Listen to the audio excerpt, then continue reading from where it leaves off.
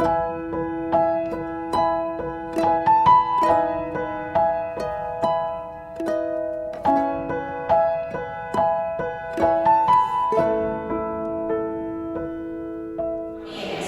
semuanya.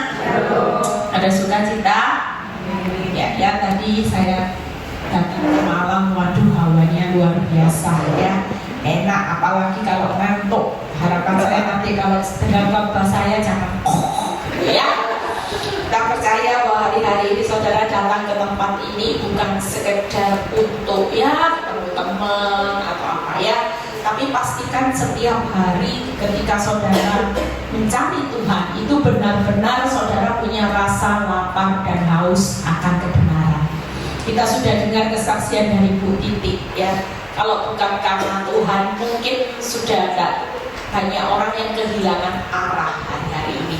Siapa sih yang kuat menghadapi suami ya, yang sudah seperti itu, tidak kerja, masih kelakuannya haleluya, aduh, tidak punya suami, tidak apa-apa. Ada banyak ibu-ibu yang bilang gini, tidak punya suami, tidak pakai Ibu Eli. Kalau tidak punya suami, aku ya bisa hidup cari makan, sudah tidak cari uang, cerewet, bawel, kasar ya, sampai dipukul segala, itu namanya paket lengkap. Tapi kita bersyukur saudara ya. Saya percaya Bu Titi, saya ya, ini sesuatu harga yang harus dibayar itu mahal. Tapi percayalah, segala sesuatu yang dibayar mahal harganya itu ada kualitas. Semua nanti yang dibayar kayak anak-anaknya, termasuk anak-anak saya nanti, termasuk suami juga, itu nanti kualitas perobatannya bukan main-main. Sesuai dengan harga yang dibayar, maka kualitas pertobatannya pasti mahal. Hari ini saya akan berkhotbah tentang bagaimana penerimaan dan pengampunan. Seringkali kita gagal sebagai anak Tuhan di sesi ini. Karena ketika kita mau menerima seseorang, seperti tadi kesaksian, mau mengampuni seseorang, itu akal logika kita masih hitung untung dan rugi. Aduh, terima ya, seperti saya pernah cerita, ada kesaksian yang bagus di mana seorang suami yang sudah selingkuh waktu kaya, nggak ingat keluarganya, setelah bobrok alias stroke, bangkrut, dikembalikan di depan pintu pagar istrinya. Tapi yang luar biasa, istri ini bisa menerima suami yang bobrok dikembalikan ke dealer utamanya ya, karena yang dealernya sudah menyerah. Akibatnya ditaruhlah di depan dalam keadaan yang sudah bobrok. Bobrok gimana? Sudah panswe ya, tak bisa apa-apa, bangkrut, sudah ditaruh depan pagar. Tapi yang mulia itu hati istri ini tetap terima, ditaruh di kamar, dikasih suster, dikasih vitamin ya, dikasih semuanya, dan dia pelihara suaminya sampai meninggal. Dan yang saudara tahu, apakah jeripaya seorang istri yang hatinya mulia sia-sia? Enggak. Keturunannya dan anak-anaknya hari ini termasuk hidupnya diberkati Tuhan melimpah. Amin saudara. Yuk kita baca tentang anak yang terhilang. Saya tadi bertitik bilang anak terhilang, saya juga merinding kok sama. Lukas 15 yuk ayat 11 sampai 18. Kita akan belajar sama-sama dari sesi penerimaan pengampunan, di mana kacamata Tuhan itu saat menerima seseorang anak terhilang. Kita juga harus belajar seperti Yesus. Yesus berkata lagi, Lukas 15 ayat 11 sampai 18. Ada seseorang yang mempunyai 2 anak laki. Kata yang bungsu kepada ayahnya, Bapak, berikanlah kepadaku bagian harta milik kita yang menjadi hakku. Lalu ayahnya membagi-bagikan harta kekayaan itu di antara mereka. Kita percaya bahwa ini anak yang kurang ajar. Orang tua belum meninggal sudah dituntut hartanya. Lihat ya, beberapa hari kemudian anak bungsu itu menjual seluruh bagiannya lalu pergi ke negeri yang jauh. Di sana ia memboroskan harta miliknya dengan hidup berfoya-foya. Ini anak yang sudah kurang ajar ya, yang sudah kurang ajar dan gak tahu diri. Dia perbuatannya malah foya-foya ya, memboroskan harta. Ini paket lengkap seperti tadi kesaksian. Ada hari-hari ini orang yang mungkin menghadapi pasangan mertua yang mungkin keterlaluan ya. Setelah dihabiskannya semuanya, timbullah bencana kelaparan di dalam negeri itu dan ia pun mulai melarat. Ya. Saudara percaya bahwa setiap kehidupan apa yang ditabur itu suatu kali dituai. Makanya kalau kita punya pasangan, punya anak yang kelewatan kurang ajar, kita sudah nggak bisa apa-apa. Itu sudah bagiannya Tuhan. Karena hukum tabur tuai itu suatu kali akan membawa anak pasangan kita yang kita doakan akan terbentur dengan masalah, dan itu titik balik dia akan kembali. Tapi jangan sampai kita yang mengutuki, nanti kita akan kena kutuk. Karena ketika kita mengutuki maka kita juga akan terkutuk ya. Nah lihat ya 15. Lalu ia pergi dan bekerja pada seseorang majikan di negeri itu. Orang itu menyuruhnya ke ladang untuk menjaga babinya. 16. Lalu ia ingin mengisi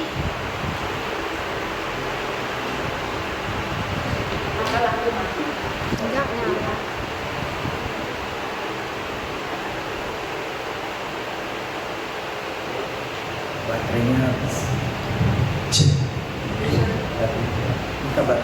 Lalu ia pergi dan bekerja ya. Orang itu menyuruh ke ladang, lalu ia ingin mengisi perutnya dengan ampas yang menjadi makanan babi itu, tetapi tidak seorang pun yang memberikan kepadanya. Jujur hari ini mungkin saudara bilang gini, suami saya itu sudah parah, pasangan ini sudah parah. Mungkin yang saudara doakan sudah parah, tapi kok belum kembali. Kita percaya bahwa didikan Tuhan ya. Lihat kalau anak terhilang, makanya kalau saya konseling ibu-ibu yang punya suami sudah parah, kok belum sadar-sadar, tenang aja. Saudara kalau baca cerita ini, anak terhilang itu waktu susah memang belum kembali.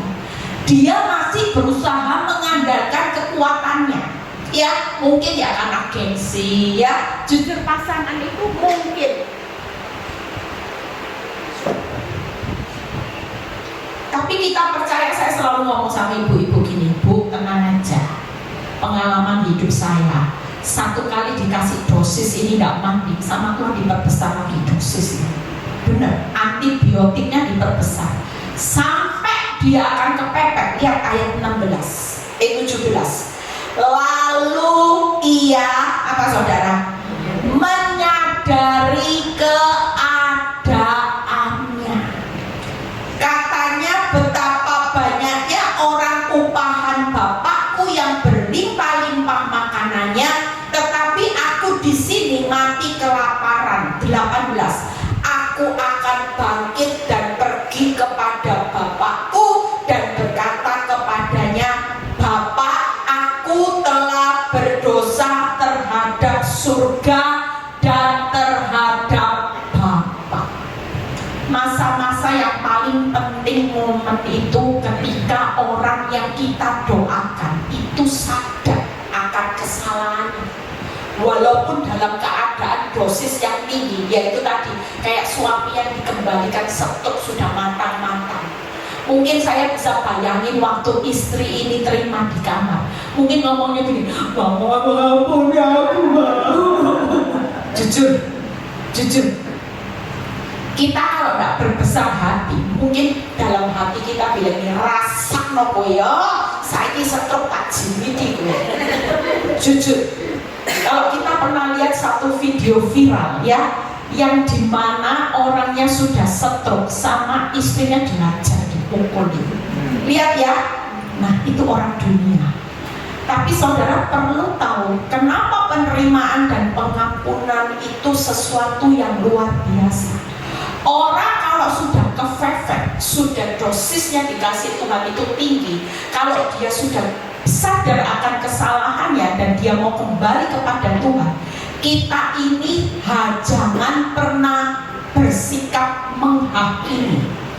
Karena saudara lihat ya, Lukas 15. Jadi ketika seseorang hari ini, makanya yang punya pasangan lagi sekolah ya, lagi jalan-jalan ke dealer-dealer, gak apa-apa, nanti suatu kali kembali ke dealer utamanya, tenang aja ya, semuanya pasti tidak makasih. Kenapa? Karena ketika dia berkelana ke dealer-dealer itu, dia sedang menghadapi nanti hukumannya Tuhan, didikannya Tuhan, itu dosisnya makin diperbesar. Gak apa-apa, bukan berarti Tuhan berlambat-lambat, tapi dari situ nanti dia akan ketemu Tuhan. Makanya kita hari ini belajarlah untuk berbesar hati. Suatu kali kalau suamimu kefefek, dia sedang menyadari keadaannya, walaupun kembalinya mungkin dalam keadaan yang sangat-sangat miris ya. Ada banyak orang yang saya konseling hari-hari ini, baliknya 3 bulan out dari dunia.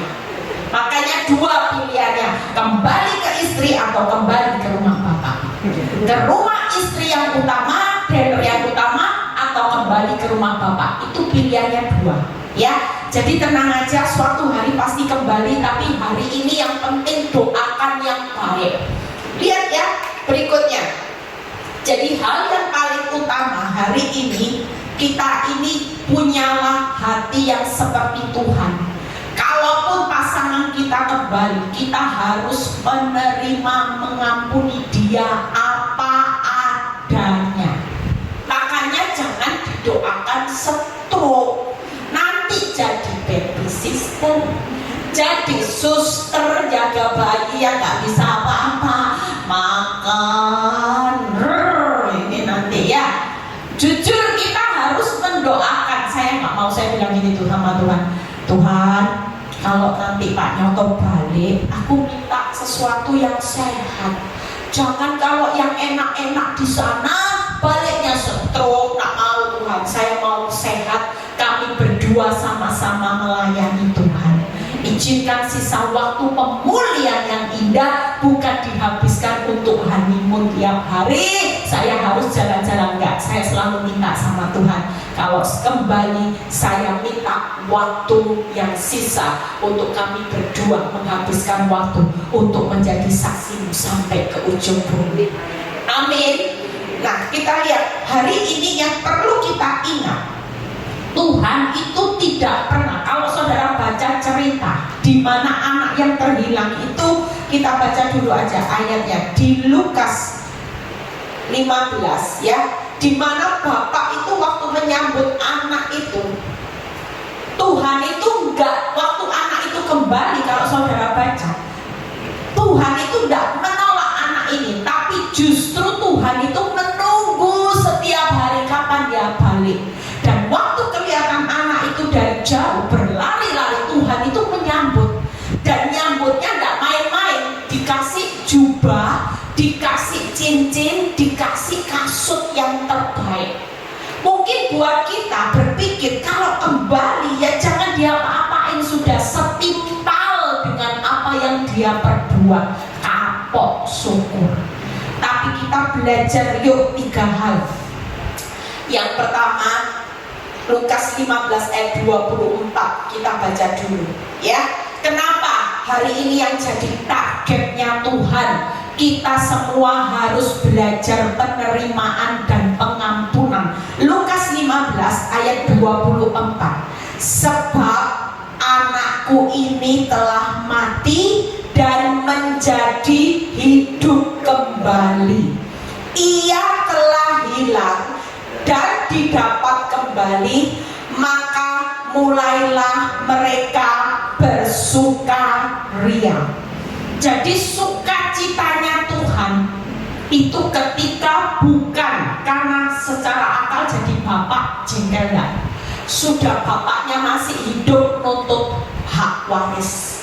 Kira-kira kalau saudara jadi posisi jadi bapak, kurang ajar, ini anak durhaka, orang tua masih hidup, dan ketika dia tahu anaknya mursal, bukannya harta dipakai sebaik-baiknya, malah diboroskan sampai bangkrut untuk berfoya-foya. Jujur, kalau orang dunia melihat anak seperti itu, mungkin dalam pikirannya sudah, mungkin ada banyak yang saya pernah baca sampai di koran, itu anak dan orang tua karena harta, itu sampai tulis mulai hari ini si A bukan menjadi anak saya lagi, kami sudah putus hubungan. Banyak orang seperti itu. Tapi saudara lihat ya, ada orang tua, kalau saudara lihat firman, dihajar anak karena diminta hartanya, tidak dikasih, saudara. Sampai ada yang dituntut pengadilan di Semarang, ya. Saudara kalau lihat keadaan orang dunia menghadapi seperti perlakuan anak terhilang yang kurang ajar, itu istilahnya gini, ini anak bocah, anak sudah tidak ada nilainya buat apa. Tapi pemikiran Tuhan yang luar biasa yang saya tangkap, Tuhan itu hanya melihat ketika orang berdosa bertobat, itu yang Tuhan pikirkan. Satu aja itu jadi penilaiannya Tuhan. Satu ayat lagi, Fran buka Lukas 15 ayat 7. Supaya kita hari ini kalau belajar menerima pengampunan seseorang, itu jangan mikir ruginya. Dia sudah fitnah saya Bu Eli, dia sudah buat saya bangkrut, dia sudah sakiti saya, hari ini saya tidak bisa ngampuni. Terlalu banyak kesakitan, kerugian yang dia sudah berbuat. Tapi lihat Lukas 15 ayat 7, ayat ini menjadi pegangan buat kita semua. Aku berkata kepadamu, demikian juga akan ada sukacita di surga. Karena apa saudara? Satu. Makanya jangan merasa aku ini bisa apa sih?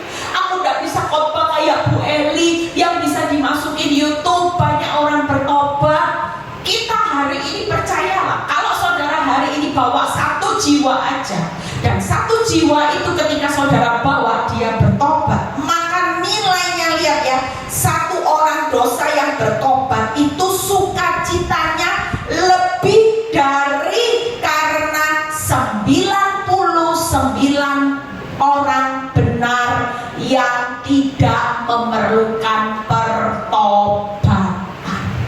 Kira-kira Tuhan itu lihat kumpulan orang banyak atau orang yang hancur hati? Makanya kalau hari-hari ini saya melihat bagaimana gereja ini jemaatnya banyak, ini banyak. Sementara ada seorang gembala yang bilang gini, Bu, sekarang ini jujur gereja kami ini jemaatnya sudah dicuri. Hah, dicuri? Iya Bu, pindah. Lah gimana? Ditarik-tarik. Lah gerejanya sangat jauh. Musiknya aja Bu, jedeng lah, kita cuman audio kita ini cuman keyboard Bu. Jujur Bu Eli, hari ini kita yang ngenes Bu Eli, sudah lama jemaat. Saya tanya, kamu gimana? Kau nggak pernah berjemaat gereja? Iya Pak, maaf, saya lebih bertumbuh di gereja ini. Ditanya lagi jemaat, iya Pak, maaf, saya lebih tumbuh di sana Pak, gerejanya panggil pendeta yang kelasnya Pak, aduh bagus dari Jakarta, dari luar negeri, bagus. Lah di sini nggak ganti-ganti pendetanya dari dulu sekarang dan hari ini pancet aja, nggak berubah-berubah.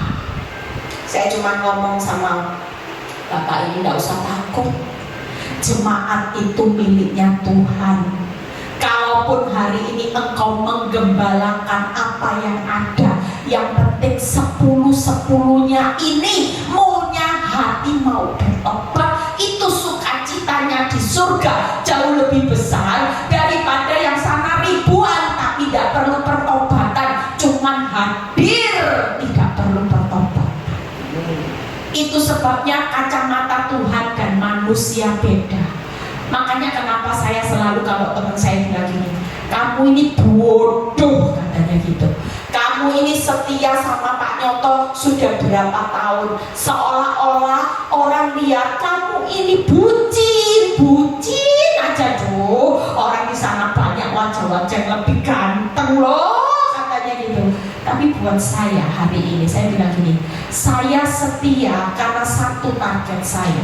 Dia bukan hanya kembali kepada saya, tapi dia kembali kepada Bapa.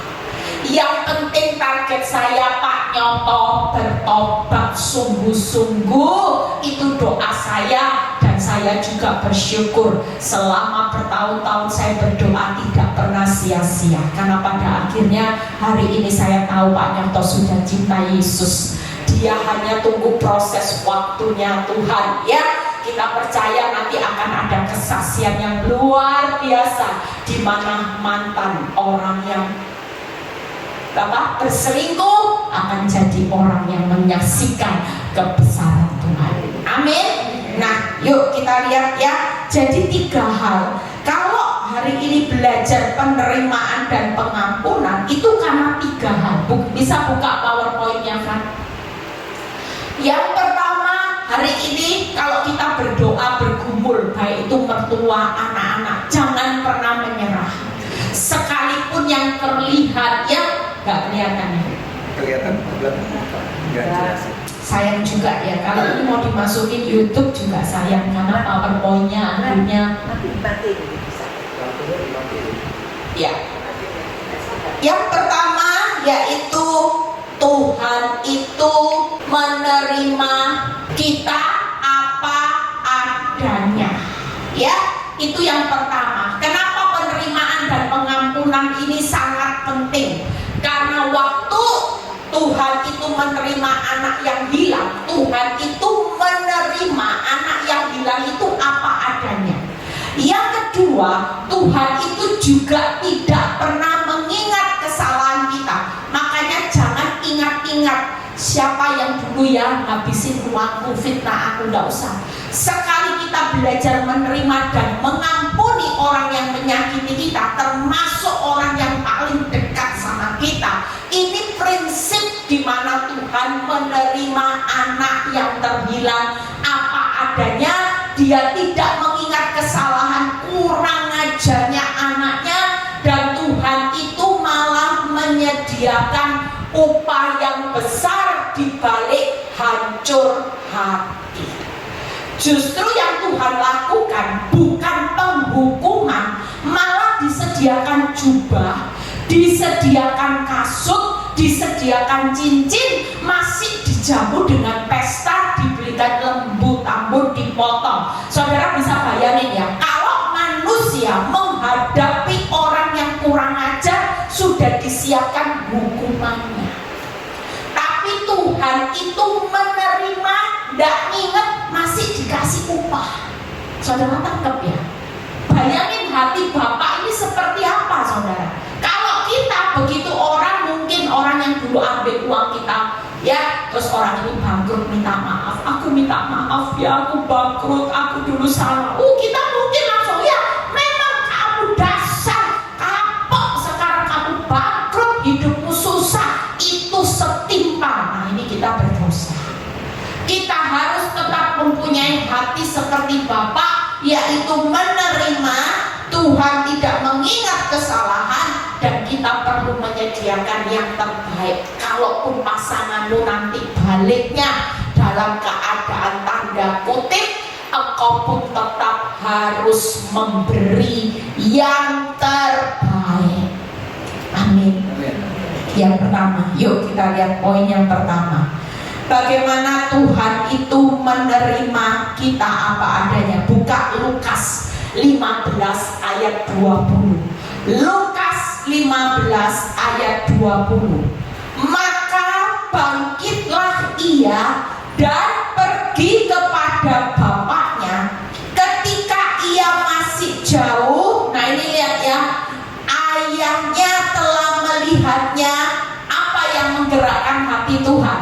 Lalu tergeraklah hatinya oleh belas kasihan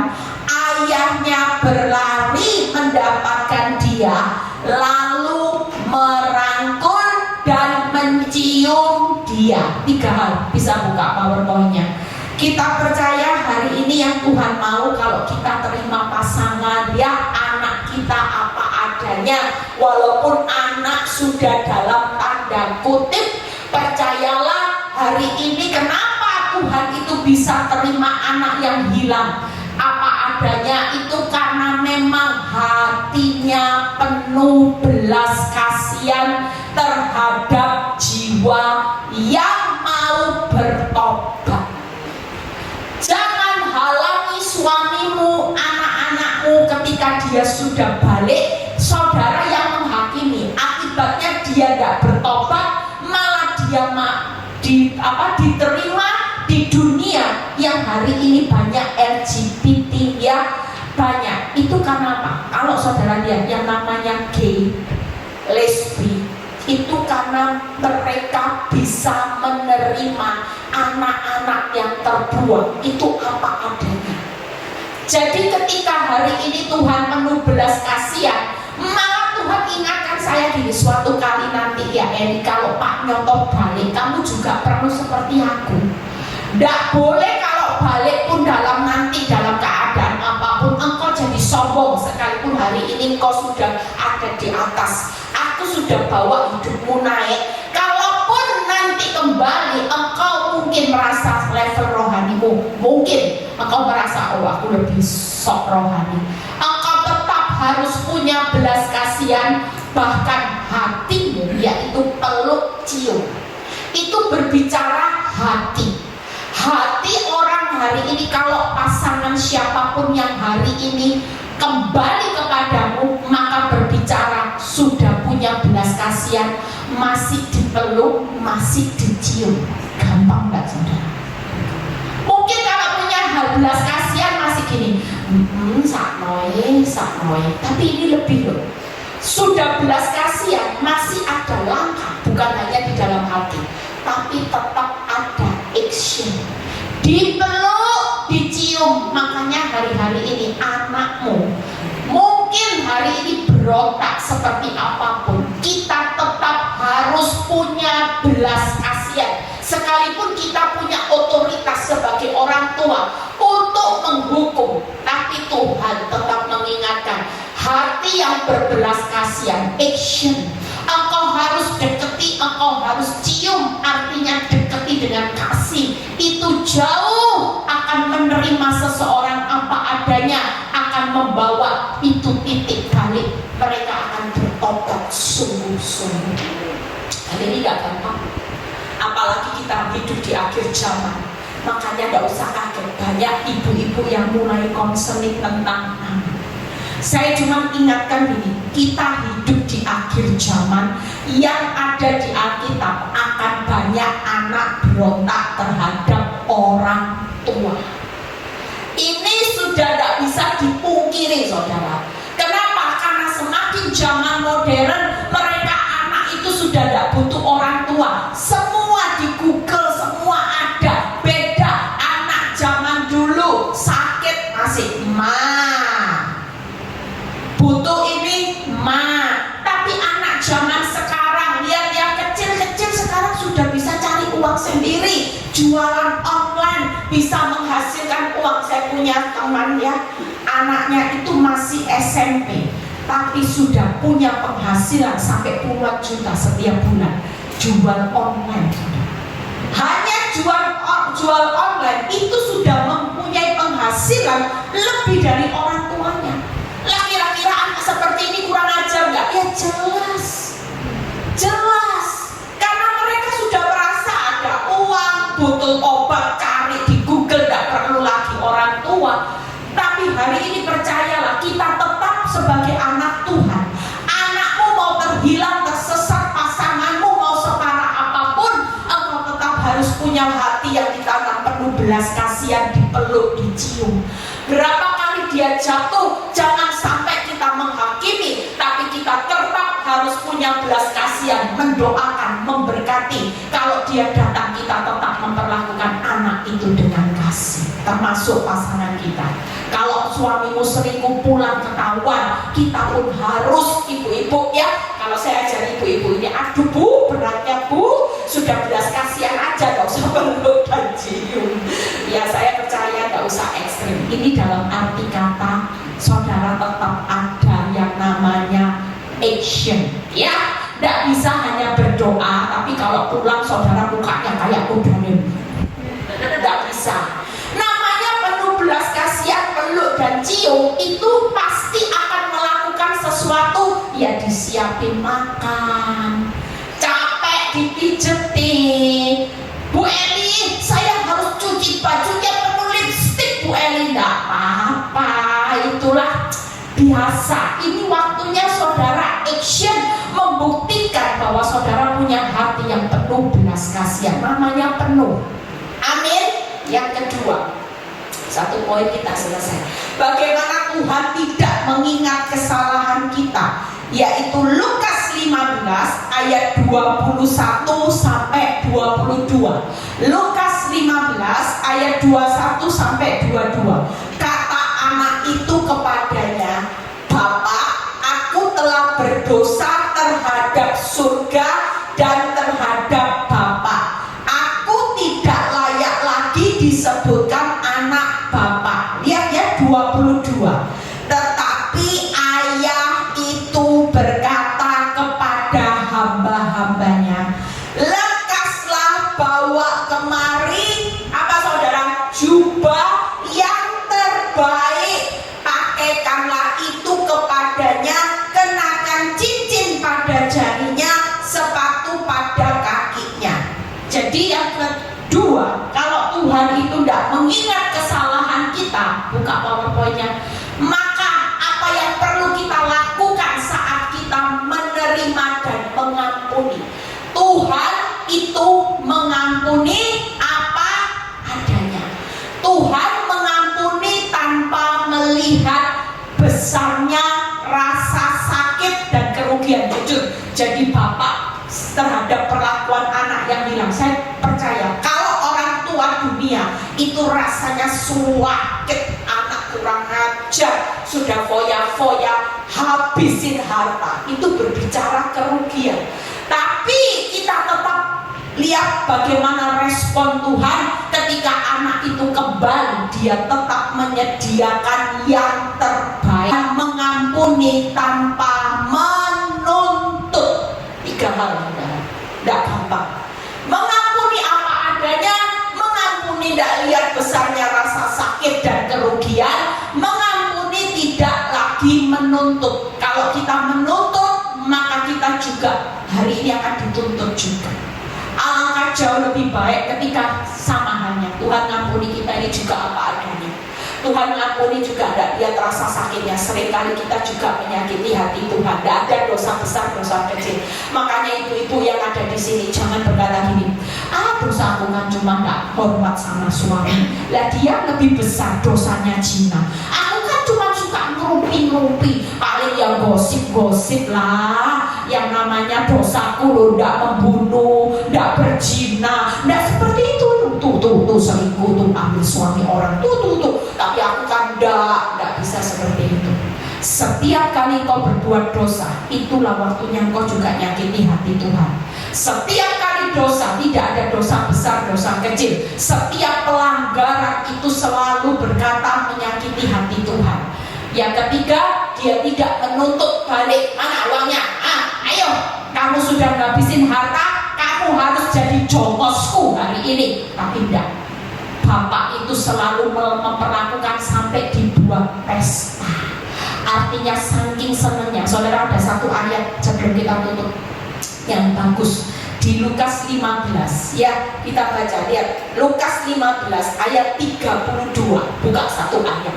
Saking senangnya lihat orang berdosa bertobat, sampai bapak itu tidak ingat ruginya, kurang ajarnya, tidak ingat. Kalau dia mau tuntut, disuruh jadi jongos ngepel. Buat apa dikasih pesta? Kok enak. Tapi begitu sukacitanya lihat orang dosa bertobat, saking senangnya sampai tidak ingat yang namanya sakitnya, ruginya itu tidak ingat, saudara.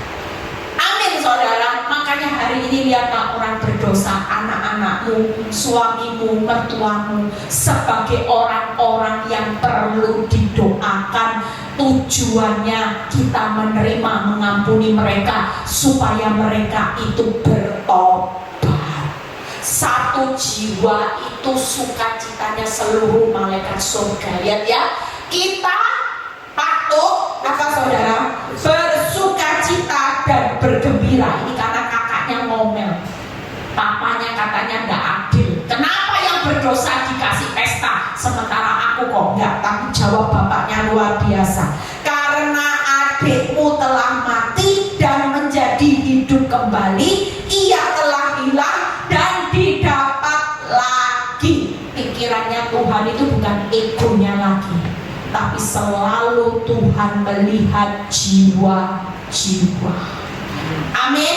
Yang terakhir, yuk buka. Apa yang terakhir? Lukas berapa ini? Tuhan menyediakan upah, yaitu Lukas 15 ayat 22 ya. Itu 3 poin dibuka, ini tadi yang sudah dibahas ya. Jadi tetap memberikan upah berupa tadi jubah, pakaian, dan cincin sepatu ya. Nah, kita lihat satu ayat Amsal 28 ayat 13 sampai 14. Kenapa Tuhan itu memberikan upah buat orang yang bertobat? Yuk kita baca satu ayat ini, kita selesai. Amsal 28 ayat 13-14. Siapapun kita hari ini menyadarkan hidup kita bahwa pengampunan, penerimaan itu sesuatu yang luar biasa. Siapa menyembunyikan pelanggarannya tidak akan beruntung, tetapi siapa mengakuinya dan meninggalkannya akan disayangi. Berbahagialah orang yang senantiasa takut akan Tuhan, tetapi orang yang mengeraskan hatinya akan jatuh ke dalam malapetaka. Buka, ada PowerPoint-nya Frank? Nggak ada ya? Nah, hari ini ketika saya dulu juga, saya sering membandingkan dulu gini, Tuhan, saya ini kan ya tidak separah wanita pelakor itu, Tuhan, kurang ajar. Ketika saya hidup sakit hati, Tuhan itu mengingatkan ayat ini, saudara. Tuhan itu mengingatkan ayat ini gini, Eli, kamu jangan terus hidup di dalam pelanggaran. Kalau suatu kali kamu sakit hati sama suami, sama wanita itu, dan suamimu mulai sadar, dia akui pelanggaran, sementara kamu tidak bisa ngampuni, kebalik nanti posisinya. Suamimu yang mengakui pelanggaran, posisi orang mau berdosa seperti apapun, pejina, mau yang namanya pelakor yang sudah menghabiskan uang suamimu, kalau dia pada posisi dia bertobat, dia itu tetap jadi posisi. Orang yang beruntung di mata Tuhan, orang yang disayangi dan orang yang berbahagia.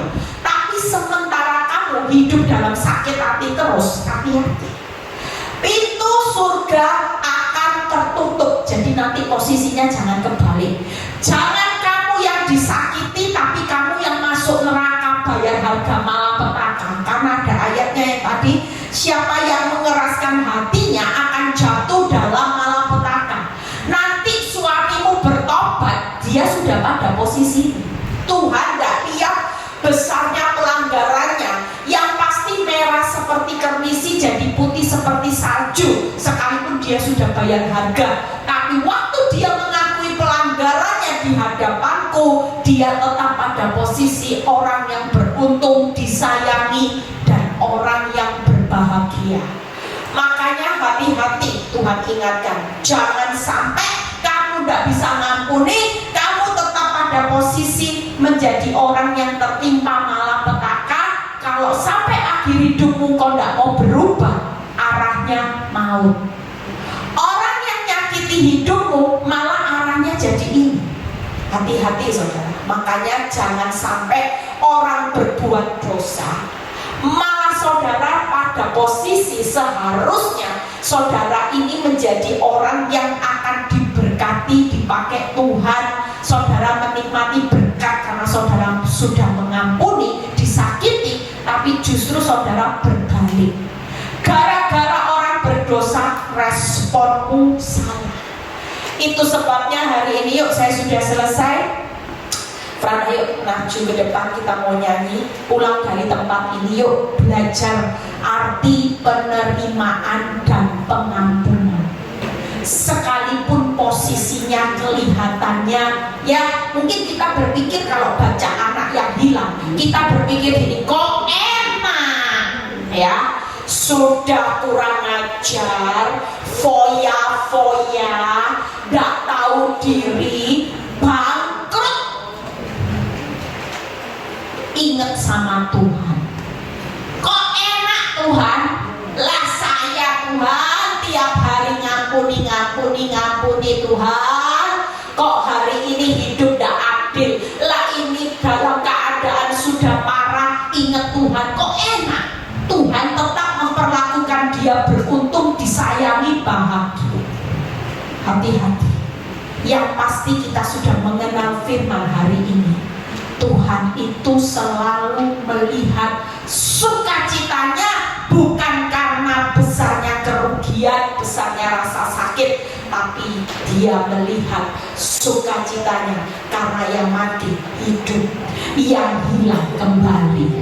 Jadi hari ini kalau kita bisa tarik suami kita kembali, anak-anak kita didoakan walaupun kita bonyok ngampuni kembali, ipar yang jahat didoakan kembali. Itu mendatangkan sukacita yang jauh lebih besar dari 99 orang benar yang tidak memerlukan pertobatan. Yuk bangkit berdiri. Kita percaya pulang dari tempat ini, saudara akan melakukan apa yang Tuhan lakukan. Yang pertama apa tadi? Tuhan menerima kita apa adanya. Tuhan tidak pernah mengingat kesalahan. Tuhan sudah menyediakan upah buat setiap siapapun pasangan kita yang kembali. Jangan dihakimi, karena ketika pemulihan kembali dia bertobat, Tuhan sudah siapkan hak-hak yang terbaik buat orang-orang yang terhilang. Jangan hukum, jangan hakimi, jangan tuntut orang yang sudah bertobat. Saudara, siang ini Tuhan ada di tengah-tengah saudara. Saudara yang datang dengan berbagai macam luka, saudara lagi bergumul buat orang-orang yang saudara cintai, yang mungkin sampai hari ini belum menunjukkan tanda-tanda dia berubah jadi baik. Itu bukan bagian saudara. Suatu kali anak terhilang, itu juga akan mengalami satu benturan yang membuat mereka akan kembali. Urusan anak yang terhilang, pasangan yang terhilang, hari ini bukan bagianmu lagi, karena Tuhan akan menunjukkan jalan. Suatu kali dia akan kembali. Dan yang paling penting hari ini, kalau engkau berkata, aku mengasihimu Tuhan, aku mengasihimu Tuhan, itu berarti engkau harus mengasihi orang-orang yang menyakiti hidupmu, yang membuat hidupmu susah, yang hari ini membuat hidupmu terpuruk. Engkau harus mengasihi tanpa syarat. Seperti orang anak yang hilang, di mana bapak mengasihi anak ini, dia menerima apa adanya dan dia tidak pernah menuntut. Maka disitulah kita sebagai anak-anak Tuhan, kita juga harus melakukan sama seperti apa yang bapak lakukan. Bahkan dia tidak menuntut, justru memberikan upah. Itu sebabnya siang ini buka hatimu, buat Tuhan menyelidiki hatimu. Apakah hari ini masih ada kejengkelan ketika kau ingat perbuatannya? Mulai siang ini belajarlah untuk menerima dan mengampuni orang-orang yang menyakiti kita apa adanya, bukan ada apanya. Kami percaya Tuhan, firman ini akan mengubah paradigma mereka Tuhan, yang tadinya datang ke tempat ini dengan berbagai macam kekesalan, kekecewaan, sakit hati. Mereka pulang, hati mereka akan diubahkan. Amen. Yang mereka ingat yaitu doa mereka buat mereka kembali kepada Tuhan. Mereka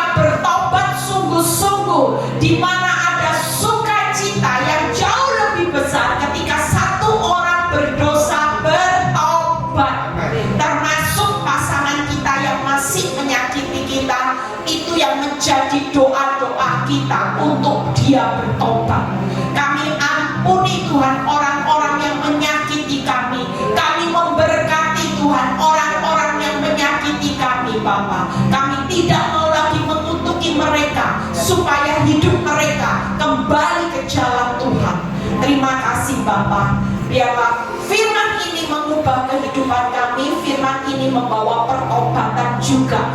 Bukan hanya kehidupan orang-orang yang kami doakan, tapi kami masing-masing mengalami pertobatan sungguh-sungguh. Kami mau punya hati yang benar-benar penerimaan dan pengampunan.